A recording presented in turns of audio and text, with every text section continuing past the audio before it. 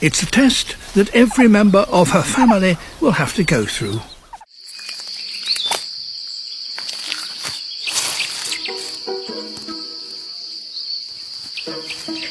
With their sensitive noses, echidnas can detect the early signs of danger. A bushfire. Best chance of safety is to get underground. But they also have to do so to escape the heat of a bushfire.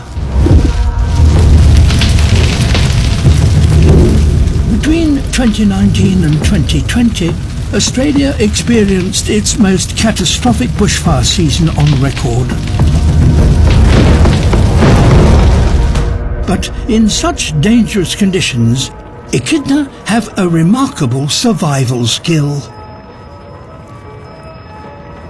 They go into a deep sleep known as a torpor.